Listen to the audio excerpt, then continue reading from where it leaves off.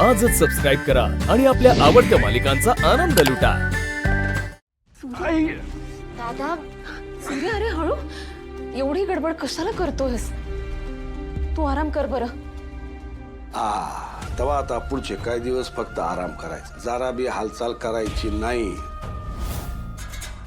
तुमची काय महत्वाची कामं असतील ना आम्हाला सांगा, आम्ही करतो। बाकी तुमच्या बहिणी आहेतच मला तुमची काळजी घ्यायला।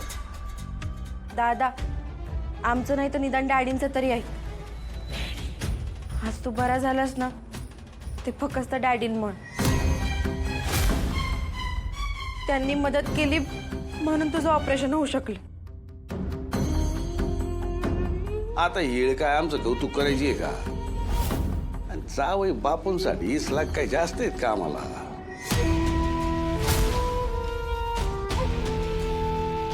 20 लाख? जावई बापू तुम्ही आता काही विचार करू नका, तुम्ही आराम करा। आणि प्रत्येक वेळी तुम्ही माझ्यासाठी धावून येत, तुमचं किती आणि कसं आभार मानू तेच कळलं ना मला।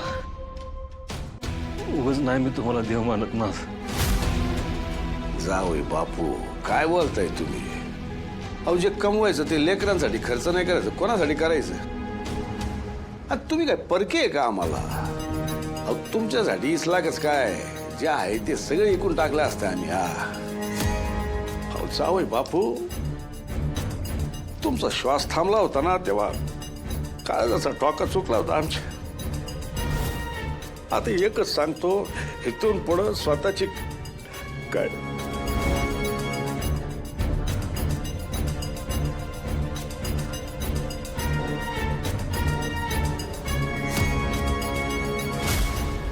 तब्येत आता स्टेबल असली तरी त्यांच्या आपल्याला काही तपासण्या कराव्या लागतील। यासाठी त्यांना थोडे दिवस हॉस्पिटलमध्ये ठेवावं लागेल। आता मी यांना डिस्चार्ज नाही देऊ शकत। तब्येत जशी स्टेबल होईल तसं मी सांगेनच तुम्हाला।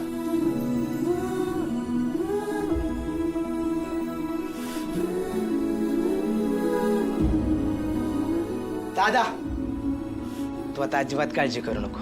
दुकानातला माल आणण्यापासून ते विकण्यापर्यंत सगळं मी, राजू आणि पुढ्या बघणार। तू फक्त तूप रोटी खा आणि लवकर बरा हो। काय पुढ्या? मग होय, मी बी घरात लक्ष घालेन। तू घरी आलास ना की घर तुला एकदम व्यवस्थित मिळेल बघ। आणि आपण सगळेजण आहोत ना, आपण सगळे मिळून आता सूर्याची काळजी घेऊया। हो, पण या सगळ्यामध्ये भागू एकटी पडेल ना। मी ना एक काम करते, मी तिला माझ्या घरी घेऊन जाते, म्हणजे तिला पण थोडं शांत वातावरण मिळेल। कसं असतं, शहाण्या माणसाला त्याचं महत्व टिकवून ठेवायचं असेल तर बाकीच्यांना रोज येड्यात काढणं गरजेचं असतं। आता हे पैसे दिल्या दिल्या सूर्याचं अख्खं कुटुंब परत आमच्या उपकाराखाली दबून गेलं। तेजू अक्का, मला नाही यायचं, मी आपल्या घरीच राहीन ना। भाकू